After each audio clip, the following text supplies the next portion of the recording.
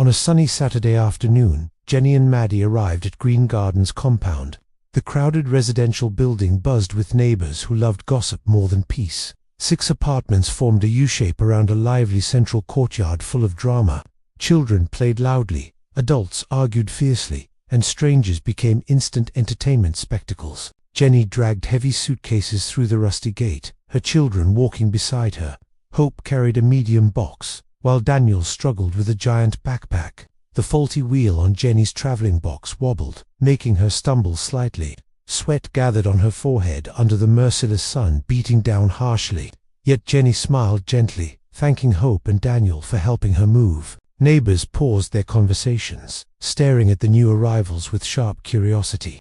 On the first-floor balcony, Mrs. Wanda Alado leaned forward, arms on the railing. She whispered loudly, declaring another single mother had come to trouble them. Chichi Odetti and Tony Obamadal nodded, pretending to whisper, but speaking loudly. They judged Jenny's life without knowing her, claiming her husband left her. Look at her gentle face. She must be weak, Tony said confidently. Single mothers always bring stories and cannot keep a home, Chichi added. Jenny ignored their words, focusing on unpacking her belongings with quiet dignity. She had promised herself never to explain her pain to cruel strangers. Silence, she believed, could speak louder than arguments when dignity mattered most. Daniel stumbled while lifting a bag, nearly falling on the hot ground. Jenny rushed to catch him, holding him close with a warm embrace. She assured her children everything would be okay because God had plans. Hope looked around shyly, noticing other children staring at them curiously. "Mummy, will they like us here?" Hope asked, gripping Jenny's hand tightly. Jenny bent down, smiling softly, and said kindness would win hearts eventually. "People don't need to like you for God to bless you," she said. "Just be kind and patient. Everything will work for good," she added. Neighbors continued, staring like judges at a talent show, whispering judgments loudly. When Jenny carried the last box inside, gossip started afresh instantly. Mrs. Wanda clapped dramatically, announcing she could smell suffering from Jenny's face. Everyone nodded, as if they had seen Jenny's bank account balance sheet. That evening, while Jenny arranged her new living room, laughter erupted outside. Neighbors discussed her like a trending topic on social media platforms. One claimed Jenny was jobless and living on charity from kind strangers.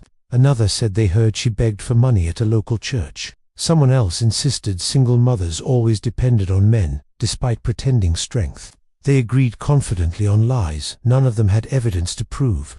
Jenny ignored them, focusing on settling into her new home quietly. She registered Hope and Daniel in a nearby school with great care.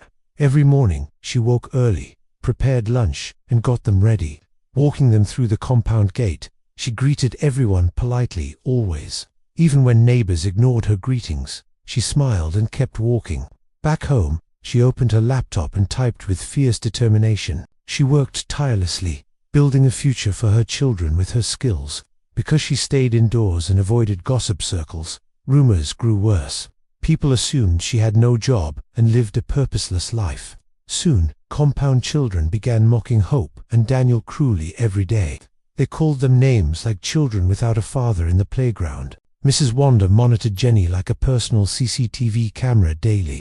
She declared quiet people, especially single mothers, were always suspicious characters. She boasted she would uncover Jenny's secrets with her investigation skills. Weeks passed, and Green Gardens compound felt like a drama series. Jenny lived quietly, refusing to join the gossip or argument festivals. The quieter she stayed, the louder the neighbors' suspicions became daily.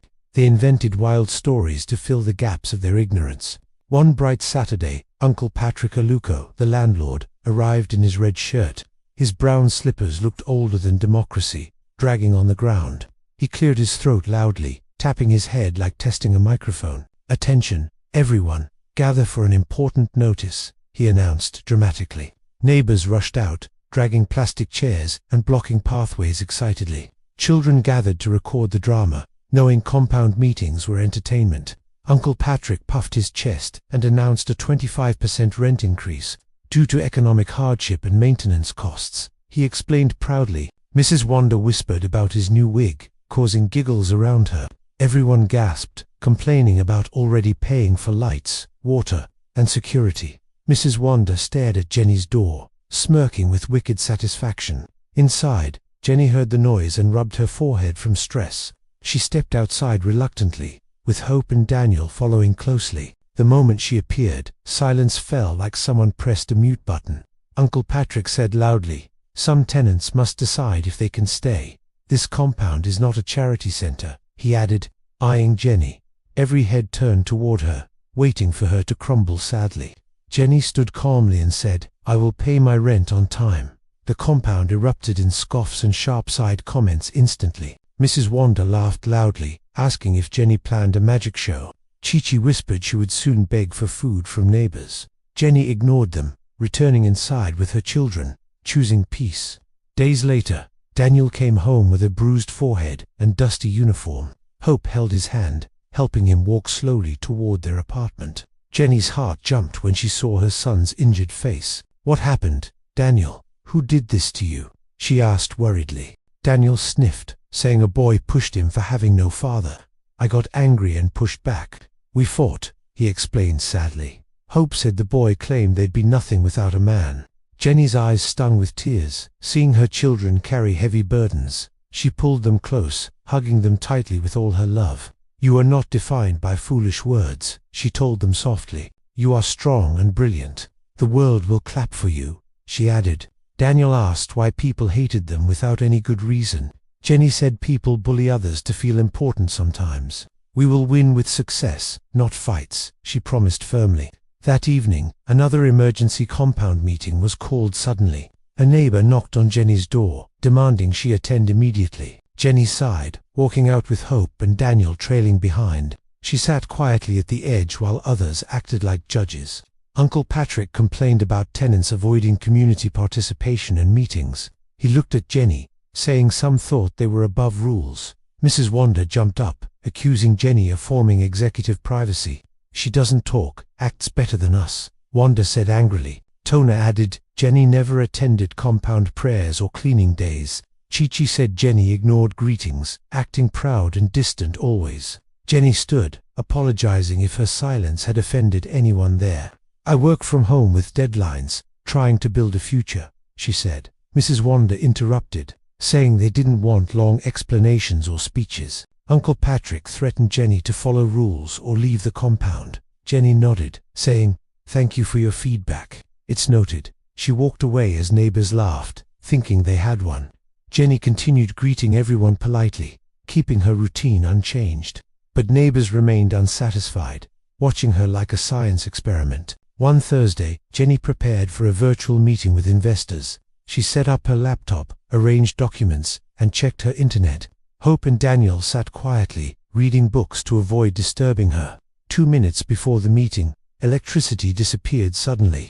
The compound groaned as darkness fell over every apartment. Jenny lit a candle, using her laptop's backup battery calmly. She joined the meeting on time, smiling at Mr. Raymond Ozzie. "Good evening, Jenny. Let's finalize the restructuring plan," he said warmly. Jenny discussed market projections and profit margins with sharp expertise. Her confidence and precision impressed everyone on the conference call. Outside, Mrs. Wanda pretended to borrow salt, sneaking to Jenny's door. She knocked twice, but Jenny, focused, didn't hear the sound. Wanda pressed her ear to the door, eavesdropping on the call. She heard Jenny say returns would increase by 80% soon. She gasped, hearing about secured partnerships and property acquisitions. Wanda ran downstairs, shouting for everyone to gather immediately. Neighbors abandoned tasks, rushing to hear the latest gossip drama. Wanda claimed Jenny was scamming rich men or doing Yahoo. She said Jenny planned to acquire Green Gardens secretly. The crowd marched to Jenny's door, banging loudly in anger. Hope and Daniel jumped in fear as Jenny opened the door. Uncle Patrick demanded an explanation for Jenny's suspicious behavior now. Wanda shouted Jenny deceived them with her calm, quiet face. Chi-Chi said they didn't want criminals living among honest tenants. Jenny said calmly, "I am not a criminal. I work hard." Uncle Patrick gave her 2 weeks to leave the compound. Hope burst into tears, asking what they had done wrong. Jenny hugged her children, saying quietly, "It is well, my loves." She closed the door, leaving the crowd confused by her silence. Her calm response felt like a slap to their angry faces. Inside, she prayed for strength as her children wept softly. The next morning, neighbors watched Jenny's door, expecting her to pack. At 10:30 a.m., 3 black SUVs drove into the compound. The tinted, expensive cars caused whispers of armed robbery or police. Well-dressed executives stepped out, holding files and looking important. Mr. Raymond Ozzie asked for Miss Jenny Armady's apartment politely. The compound fell silent as Wanda's knees shook in fear. Jenny stepped out, surprised, holding Hope and Daniel's hands tightly. Raymond announced the board approved Jenny's property acquisition proposal. He said Jenny was the lead consultant for Green Garden's purchase. Uncle Patrick stammered, apologizing for not knowing Jenny's true status. Jenny said judging people quickly was the real problem here. "I won't evict anyone. I understand hardship," she said calmly, "but respect is necessary. Gossip destroys more than bullets," she added. Wanda fell to her knees, begging for forgiveness dramatically.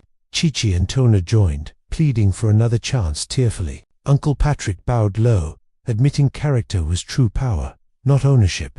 Jenny forgave them, saying hatred cannot live where forgiveness grows. "Respect is built over time," she said, setting new boundaries. 2 weeks later, construction transformed Green Gardens with fresh paint. Workers repaired walls, installed new gates, and planted beautiful flowers. Jenny directed projects confidently while cooking dinner with her children. Neighbors greeted her with deep respect, bending low and speaking. Children stopped bullying Hope and Daniel, asking to sit with them. Hope and Daniel remained kind, learning kindness from their mother. Mrs. Wanda knocked one morning, kneeling in tears for forgiveness. The entire compound begged Jenny not to punish their mistakes. Jenny smiled, forgiving them, but reminding them to value dignity. Hope whispered to Daniel that Wanda would gossip again soon. Daniel giggled, knowing their mother had taught them true strength. Green Gardens became a peaceful, beautiful home under Jenny's care. She proved silence and hard work could outshine loud judgment. Her children looked at her with pride, calling her a superhero. Jenny hugged them, tears of joy falling as they smiled brightly. The world would know their names for greatness, she promised softly. Her sacrifices shone brightly, proving every struggle was worth it. Jenny's victory without noise became the loudest lesson for all. "God," she said, "fights louder than any human voice ever could." Green Gardens compound never forgot the day they bullied a queen. They learned to never judge a book by its quiet cover. Jenny, Hope, and Daniel thrived, surrounded by love and respect finally. Life in Green Gardens compound changed completely after Jenny became the new owner. Neighbors who once rolled eyes now greeted her with smiles wider than rainbows. Mrs. Wanda carried her plastic chair to Jenny's door every morning without invitation.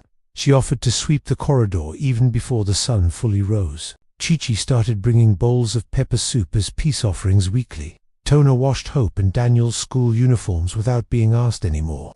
Uncle Patrick removed his cap each time Jenny passed and bowed slightly. Children who once mocked Daniel now begged to play football with him. Hope became the most popular girl because everyone wanted her friendship suddenly. Jenny watched the sudden love with quiet amusement and gentle caution. She never rubbed her victory in their faces or reminded them of pain. Every evening she gathered Hope and Daniel and taught them forgiveness lessons.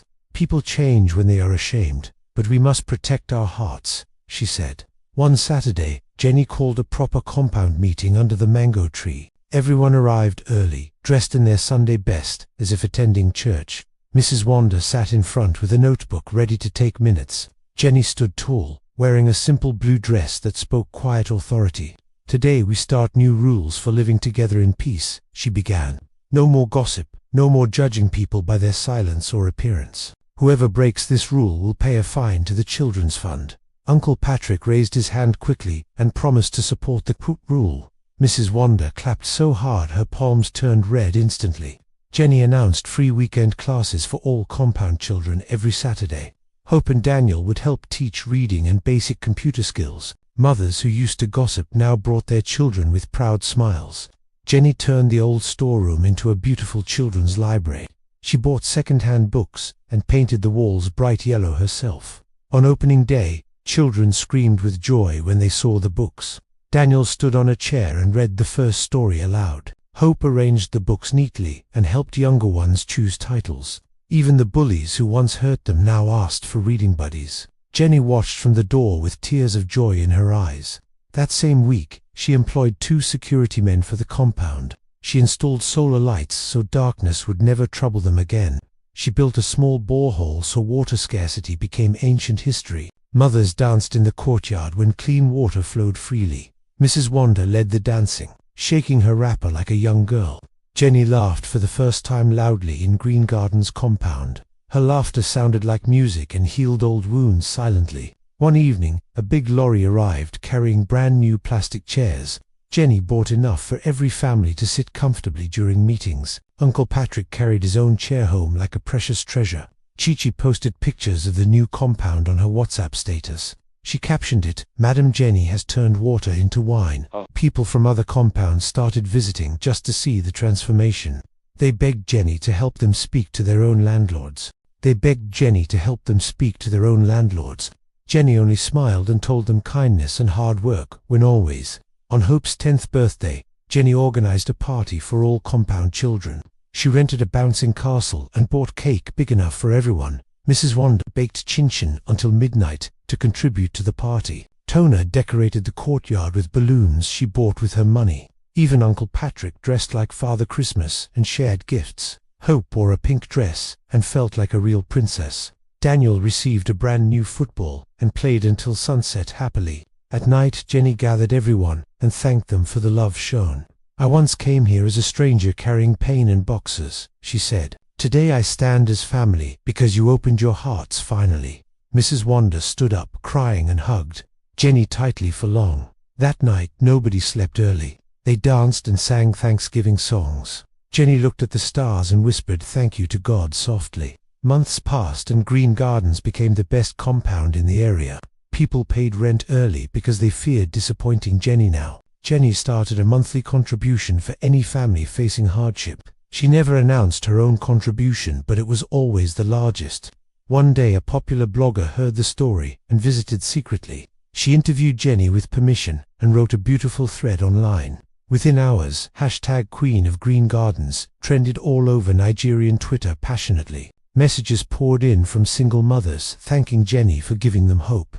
Some sent money, others sent prayers, many sent love and encouragement. Jenny read every message with tears flowing freely down her cheeks. She showed Hope and Daniel the love strangers sent their way. "See, my children, goodness always comes back multiplied," she told them. A television station invited Jenny to share her story on air. She politely refused, saying her compound children were her real audience. Instead, she organized a talent show for all Green Gardens children. Daniel performed a comedy skit and brought the whole compound down laughing. Hope sang a song she wrote about mothers being hidden queens. Mrs. Wanda cried so much her wrapper became wet with tears. Jenny gave prizes to every child who participated that evening. She told them talent and kindness were greater than any wealth. 1 year after moving in, Jenny built a beautiful playground. Swings, slides, and seesaws appeared where dust used to rule. Children played from morning till night with pure joy daily. Mothers sat under the new shade and chatted about progress now. Gossip died a natural death because happiness filled every corner. Uncle Patrick retired his old red shirt and bought new ones. He told everyone Jenny taught him that dignity matters more than pride. Mrs. Wanda stopped monitoring people and started monitoring her own tongue. Chi-Chi opened a small provision store with a loan from Jenny. Tona went back to school using savings and Jenny's encouragement. Every changed life became a living testimony of Jenny's quiet power. On the anniversary of the day the SUVs arrived, Jenny gathered everyone. She brought out a big cake that said thank you for growing. They sang, danced, and ate until bellies complained of fullness. Jenny stood on a chair and spoke from her heart softly. "I came here broken, but you all helped rebuild me too. Never forget that every human being is carrying a silent story. Let us keep choosing kindness even when it is not easy." The entire compound rose and gave her a standing ovation. Hope and Daniel ran to hug their mother with proud tears. That night, Jenny wrote in her journal with a happy heart, "Today marks 1 year since heaven turned my tears to testimony. Silence won, love won, dignity won, and my children are proud." She closed the book, kissed her sleeping children, and smiled peacefully. Outside, the new solar lights shone bright over a healed compound. Green Gardens had finally become the true garden it was named for, and Queen Jenny, once judged, now reigned with grace and love forever.